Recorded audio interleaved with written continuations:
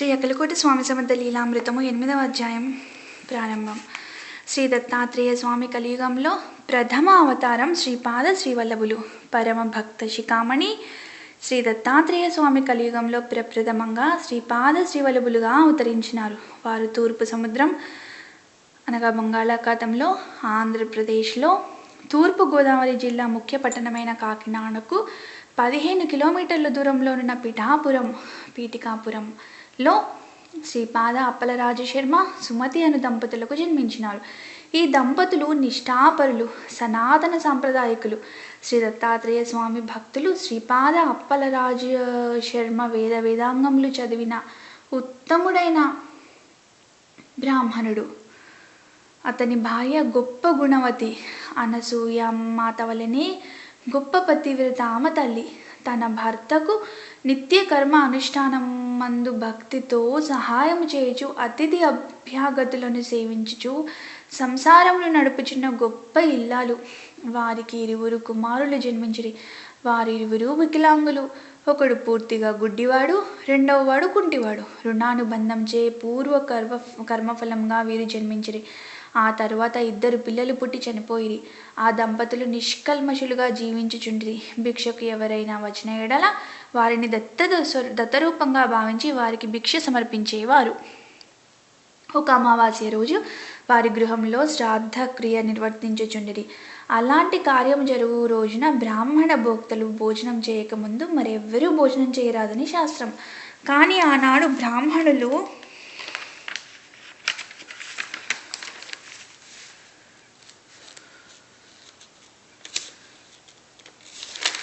భుజింపక మునిపే దండక మండలధారి అయిన ఒక సన్యాసి వచ్చి భిక్ష కోరినాడు. శ్రాద్ధక్రియల్లో నిమగ్నుడై ఉన్న అప్పలరాజు శర్మకు ఆ విషయం తెలియదు. సుమతి వెలుపలకు వచ్చి చూచినది. ఆ సన్యాసి ఆమెకు గొప్ప అవధూతగాను అవతార పురుషుడిగాను గోచరించినాడు. ఆమె వారు శ్రీ దత్తాత్రేయులేనని భిక్ష ఇచ్చినచో దానితో శ్రాద్ధ దేవతలందరూ సంతృప్తి పడగలరని గ్రహించి ఆ విశ్వాసంతోనే వారికి భిక్ష ఇచ్చినది. ఆమె భక్తి విశ్వాసాలకు సంప్రీతుడైన ఆ యతీంద్రుడు యథార్థమైన తన దత్తాత్రేయ స్వరూపంలో దర్శనమిచ్చినారు. విద్యాసాగర దివ్యమైన రూపంను చూచుటకు 1000 కన్నులు చాలవు. వర్ణించడానికి ఎన్ని వేల నాలుకలైనను సరిపోవు. 2 చేతులలో శంకు చక్రాలు, 2 చేతులలో డమరు త్రిశూలములు, 2 చేతులలో జపమాలక మండలాలు ధరించి 6 చేతులను 3 తలలతోనూ 3 తలలతోనూ స్వామి దివ్యంగా ప్రకాశించుచున్నారు.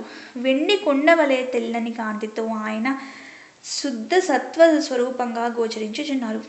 దీనులను ఉద్ధరించుటకు 6 చేతులు చాలక అనేకమైన బాహువులే ఆయన శిరస్సు నుండి వచ్చాయా అన్నట్లు ఆయన జటాజూటం నుండి జటలు పాయలుగా వేలాడుచున్నది.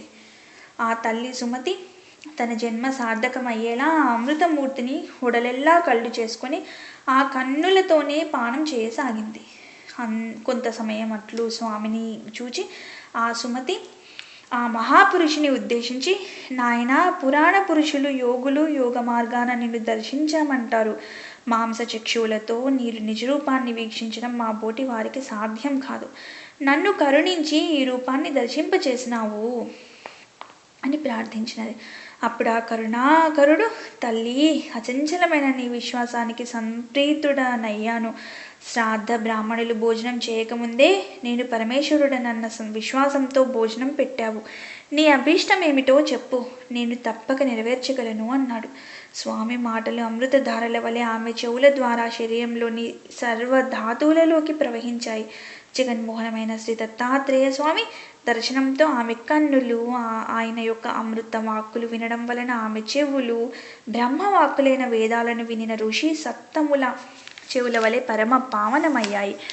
ఆమె కృతజ్ఞతతో, పరమాత్మ, యోగులను కూడా ముగ్ధులను చేసేలా దర్శనమిచ్చావు.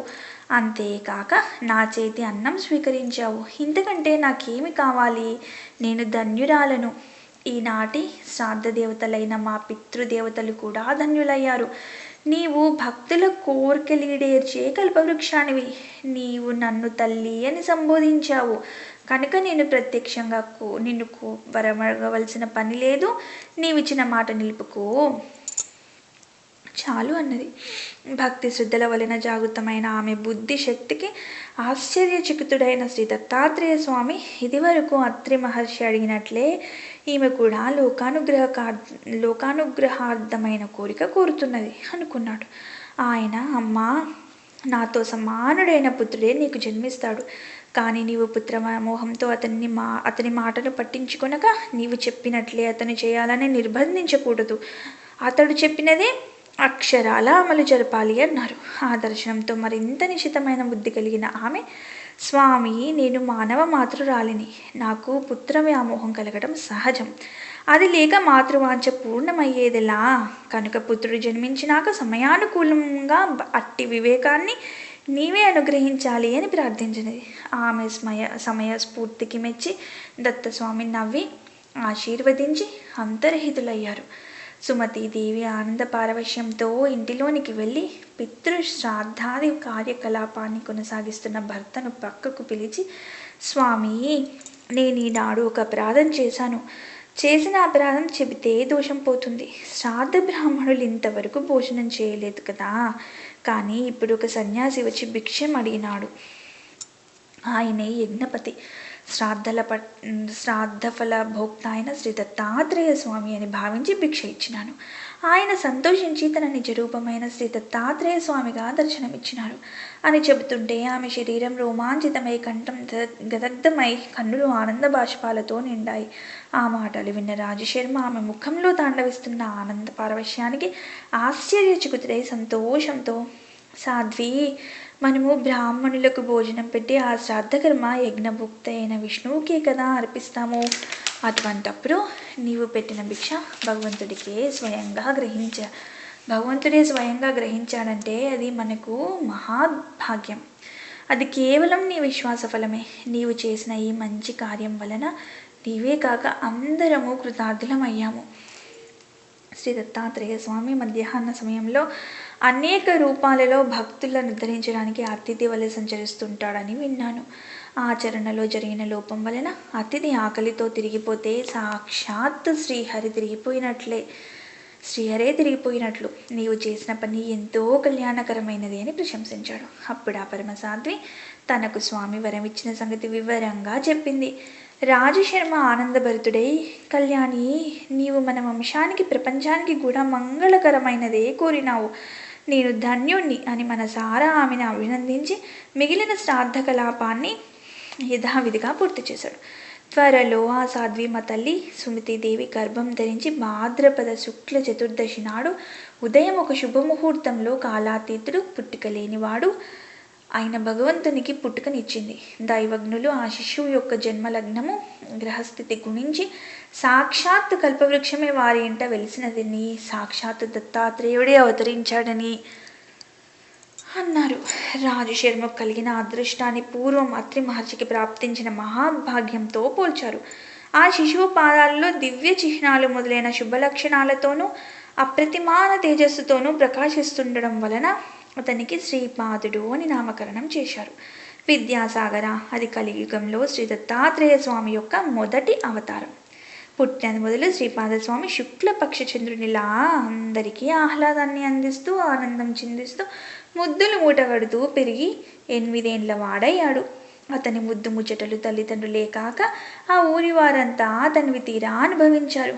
అతని పాదస్పర్శతో ఆ ఊరు, అతని జననము, బాల్య జీవితాల వలన ఆ పవిత్ర గోదావరి ప్రాంతము ఎంత ధన్యత పొందాయో చెప్పతరమా. 8వ ఏట అతని తల్లిదండ్రులు ఒక శుభముహూర్తంలో అతనికి ఉపనయనం చేశారు. సామాన్యంగా అటు తర్వాత వటువును తగిన గురువు వద్ద అధ్యయనం చేయిస్తే గాని వేదం రాదు. కానీ శ్రీపాదస్వామి తనకు ఉపనయనమైన మరుక్షణమే శిష్యులకు వేద పాఠాలు చెప్పి వెనుక శ్రీ దత్తాత్రేయ స్వామి సుమతీదేవికి ఇచ్చిన మాట యథార్థమని నిరూపించుకున్నాడు.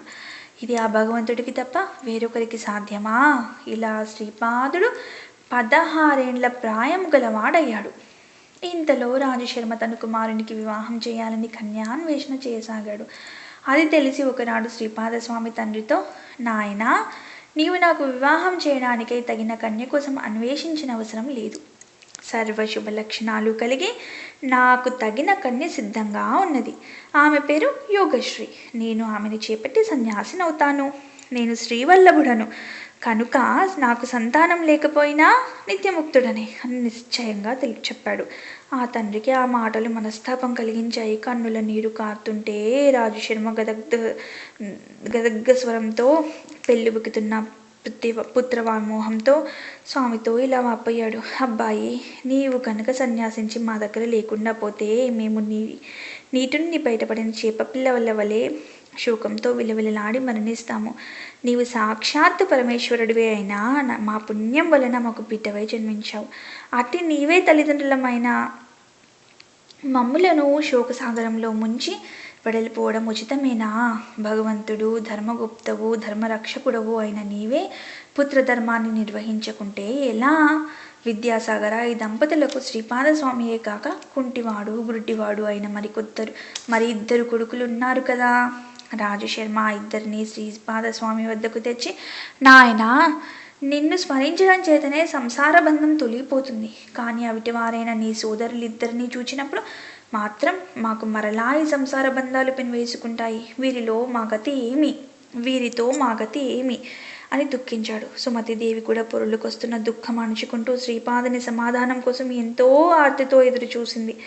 వారి బాధను గుర్తించిన శ్రీపాదస్వామి అన్నలిద్దరినీ తన అమృత హస్తంతో స్పృశించాడు. సంజీవిని స్పర్శ చేత చనిపోయిన వారికి ప్రాణం వచ్చినట్లు స్వామి స్పర్శ చేత తక్షణమే వారిద్దరూ పాద నేత్రవంతులై సుందర సుకుమారమైన రూపాలతో ప్రకాశింపసాగారు. సర్వతంత్ర స్వతంత్రుడు, సకల జగన్నియామకుడు అయిన భగవంతుని మహిమకు సాధ్యాసాధ్యాలు లేవు. ఆ అద్భుత సన్నివేశం కన్నులారా చూచిన తల్లిదండ్రులకు శ్రీపాదుడు కేవలం తమ పుత్రుడన్న భ్రాంతి పటాపంచలైంది. అతడు లేని చోటే లేదు కనుక అతడు తమ దగ్గర లేకుండా పోతున్నాడన్న వ్యామోహం అంతరించింది. ఈ ప్రపంచమంతా తన సంతానమే అయిన ఆ ప్రభువును తన పుత్రుడిని భ్రమించి ఇంట కట్టి పెట్టుకునడం అపరాధమని తోచి సుమతీదేవి స్వామిని ఇలా ప్రార్థించింది. ప్రభు, నీ మాయ చేత నా పుత్రుడవని భ్రమించాను. నీకు పాలిచ్చి పెంచడం వలన నీవు సర్వలోకాలను పాలించే జగన్మాతకు ప్రభువు అన్న సంగతి మరిచాను. అనంతకోటి బ్రహ్మాండాలు నీ యందే ఇమిడి ఉన్నాయి. నా భ్రాంతి తొలగింపుము. అప్పుడు ఆయన తన యథార్థ రూపాన్ని తల్లికి మరొకసారి దర్శింపచేశాడు. ఆ దివ్య మనోహర మంగళ సుకుమార సుందరమూర్తి ఆమె చూస్తుండగానే కోటి సూర్యుల కాంతితో, కోటి చంద్రుల చల్లదనంతో చూచేవారి దేహాలలోని ప్రతి అణువును అద్భుతంతో మించివేసేలా దర్శనమైనది. అప్పుడు స్వామి అన్నాడు, అమ్మా, నీవిప్పుడు దర్శించిన రూపాన్ని నిరంతరం ధ్యానించు. త్వరలో నీవు అజ్ఞానాంధకారాన్ని దాటి నా సాయుధ్యం పొందగలవు. ఈ కొడుకులిద్దరూ 100 ఏళ్ళు సుఖంగా జీవించి మిమ్మలను భక్తితో సేవిస్తారు. వీరికి విద్య, సంపద, కొడుకులు, మనవలు అన్నీ పుష్కలంగా సమకూరుతాయి. వీరు కూడా లోకవంద్యులవుతారు. ఆ సోదరులిద్దరూ శ్రీపాదస్వామిని భక్తితో స్థుతిస్తుంటే వారితో ఆయన, మీరు తల్లిదండ్రులను ప్రత్యక్ష దైవాలుగా భావించి సేవించి తరించండి. నేను సన్యసించాలి అని చెప్పి తన తల్లిదండ్రులకు ముమ్మారు ప్రదక్షిణం చేసి వారి అనుజ్ఞ తీసుకుని వెంటనే సన్యసించారు. విద్యాసాగర, శ్రీపాద శ్రీవల్లభుడు తన యోగశక్తితో మనోవేగంతో ప్రయాణించి పరమ పవిత్రమైన పుణ్యక్షేత్రం కాశీ చేరెను. అచట అజ్ఞాతవాసిగా కొంతకాలం సాధన గావించుకుని నరనారాయణుల తపోభూమి అయిన బద్రికాశ్రమం చేరి అనేక సంవత్సరంలో అచట దీర్ఘ తపస్సు చేసి దక్షిణాపదమునకు బయలుదేరిరి. ఆ శివుని ఆత్మలింగము శ్రీ గణేశునిచే ప్రతిష్ఠ గావింపబడిన చోట అరేబియా సముద్ర తీరంలో ఉత్తర కర్ణాటకలోని గోకర్ణ క్షేత్రము చేరను. అచ్చట 3 సంవత్సరములుండి అచ్చటి జనులకు తమ దివ్యమైన లీలలు చూపి వారికి యోగ మార్గంను ప్రబోధించి తమ ధర్మ ప్రచారం ప్రారంభించిరి. అచ్చటి నుండి అనేక గ్రామములలో ప్రబోధం గావించుచు శృంగేరి చేరి శారదాదేవిని దర్శించి అచ్చట కొంతకాలం అనుష్ఠానం చేసుకుని ప్రజలకు ధర్మ ప్రబోధం చేసి అచ్చటి నుండి శ్రీశైల క్షేత్రం చేరిరి. అచ్చట 4 మాసములుండి అచ్చట నుండి కర్ణాటక, ఆంధ్ర రాష్ట్రముల సరిహద్దులలో కృష్ణా నది మధ్య లంకగా ఉన్న కురువపురం అను ప్రదేశం చేరి దానిని తపోభూమిగా చేసుకునిరి. వారు అచ్చట అనేక దివ్యమైన లీలలు ప్రదర్శించి తాము దత్తావతారమని అన్ని జనులకు పరోక్షంగాను స్వప్న దర్శనం ద్వారాను తెలియచేసిరి. అచ్చట శ్రీవారిని కలియుగ అవతారంగా జనులు గుర్తించి శ్రీదత్త గురువే ఈ రూపమున వచ్చినారని విశ్వసించి పూజింపసాగిరి. శ్రీపాద శ్రీవల్లభులు భక్తుల మనోభీష్టములను నెరవేర్చుచుండిరి. కురువపురమున నొక బ్రాహ్మణ దంపతులకు సంతాన నష్టం కలుగుచుండెను. తుదకు వారికి ఒక కుమారుడు కలిగెను. కానీ అతడు స్వచ్ఛమైన వాకులేక ఉపనయనమైన పిదప కూడా తండ్రి పలికిన మంత్రములు పలుకడాయను. తండ్రి శిక్షింపసాగెను. కానీ తల్లి బాలుని హింసింపనీయలేదు. అట్లుండగానే ఆ బ్రాహ్మణుడు మరణించెను. అతని భార్య భిక్షమెత్తి బాలుని పోషించసాగెను. యుక్త వయస్సు వచ్చినను అతనికి పిల్లనిచ్చుటకు ఎవ్వరూ ఇష్టపడినందున అతనికి వివాహమగుట కష్టమయ్యెను. ఇరుగు పొరుగు వారు అతనిని గేలి చేయసాగిరి. తుదకు తల్లి కుమారులు నదిలో దూకి ఆత్మహత్య చేసుకుని నిశ్చయించి కృష్ణానదికి ఎగిరి. అచ్చట శ్రీపాద శ్రీవల్లభులు వారి దీన చరిత్ర విని ఆ తల్లికి శివుని ప్రదోష పూజావ్రతం చేసుకున్న మరుసటి జన్మమున తన వంటి కుమారుడు కలగగలునని చెప్పుచూ మందమతి అయిన యువకుని శిరమున తన అమృత హస్తము నుంచిరి. అంత నా యువకుడు జ్ఞానవంతుడై వేదశాస్త్రముల పఠించి ప్రకాశించి వివాహమాడి పుత్ర పౌత్రుల పొంది సుఖపడెను. అతని తల్లి ప్రదోషములందు శివుని పూజించెను. శ్రీపాద శ్రీవల్లభులు నిత్యము కృష్ణానది యందు స్నానము చేసినంతనే నొకడు వారి వెంటనే ఉండి వారి వస్త్రములను ఉతికి వారికి నమస్కరించి భక్తితో సేవించుచుండెను. స్వామివారు అతనికి రాజరికం బహుమతిగా నిచ్చెనదనుచుండిరి. ఆ నది యందు విహరించుచున్న ఒక మహమ్మదీయ రాజుని చూచి అతడు ఆ రాజు వైభవము తనకు కూడా కలిగిన బాగుండునని తలిచెను. అది గ్రహించిన స్వామివారు అతన్ని మరుసటి దినమున బీదరు పాలించే మహమ్మదీయ రాజుగా జన్మించినట్లు ఆశీర్వదించిరి. అతని కోరికపై తాము తమ మరుసటి అవతారము శ్రీ నరసింహ సరస్వతిగా ఇచ్చదనని వాగ్దానము నరిచిరి. ఇట్లెన్నయో మహాత్యములను చేసి శ్రీపాద శ్రీవల్లభ స్వామివారు ఆశ్వయుజ బహుళ ద్వాదశి నాడు హస్తా నక్షత్రమందున కృష్ణానది యందు శరీరంను అంతర్ధానమునరించిరి. వారి పాదకులు వారి తపోస్థానమైన కురువపురం నందు ప్రతిష్ఠింపబడి ఉన్నవి. వారు ఇప్పటికీ భక్తులకు దర్శనమిచ్చుచు వారి అభీష్టములను నెరవేర్చుచున్నారు. కురువపురమున భక్తులు వారిని త్రిమూర్తి స్వరూపులకు శ్రీ దత్తాత్రేయులుగా పూజించుచుండిరి. వారి జన్మస్థానమైన పీఠాపురమున కూడా ఒక దత్తాత్రేయ మందిరం నిర్మించబడి ఉన్నది. దీనిని కూడా భక్తులు దర్శించి పూజించుచున్నారు. ఇచ్చట శ్రీపాద శ్రీవల్లభ మహాసంస్థానం కూడా కలదు. ఈ సంస్థానం వారు నిత్య పారాయణం చేయు భక్తులకు ఉచిత వసతి కలిగించుచున్నారు. విద్యాసాగర సతీ అనసూయకు జన్మించి శరీరంను ధరించిన శ్రీదత్తుడే తిరిగి అనేక యుగముల తర్వాత ఈ కలియుగంలో ఆంధ్రదేశంలో సుమతి మాతకు జన్మించి శ్రీగురు సాంప్రదాయంను పునరుద్ధరణ చేసినారు. వారు ఇంకనూ అధికంగా ఈ సాంప్రదాయాన్ని ప్రచారం చేయ సంకల్పించి ఈ అవతారం పరిసమాప్తం చేసి తిరిగి మహారాష్ట్రలోని అకోలా జిల్లాలో కరంజ గ్రామంలో సతీ అంబామాత గర్భంలో జన్మించాలని సంకల్పం చేసినారు అని నిత్యానందుడు తెలిపినాడు. దిగంబర దిగంబర శ్రీపాదవల్లభ దిగంబర. అది విద్యాసాగర శ్రీ నిత్యానంద యోగి సంవాద రూపమున శ్రీ దత్తాత్రేయ సాంప్రదాయ శిష్య పరంపరలోని శ్రీ శ్రీ శ్రీ స్వామి విఠలానంద సరస్వతి మహారాజ్ శ్రీ విఠల్ బాబాజీ విరచిత శ్రీ అక్కలకోట స్వామి సమర్థ లీలామృతం 8వ అధ్యాయం సంపూర్ణం.